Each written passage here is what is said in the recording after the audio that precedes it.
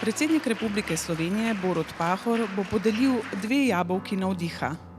Priznanje bosta prejeli doktorica Tanja Petruševska za odkritje prve supernove, pri kateri je nastala tesna dvojna nevtronska zvezda, in docentka doktorica Gabriela Zaharijaš za raziskave zunajgalaktične svetlobe ozadja s satelitom Fermi.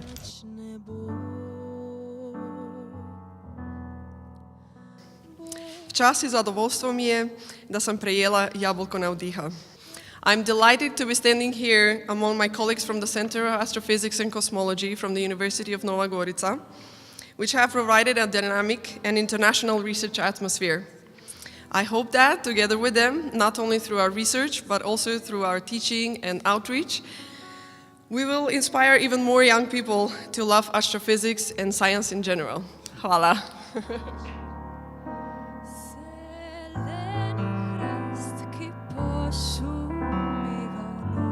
Veliko čast mi je, da sem prejela jabolko navdiha.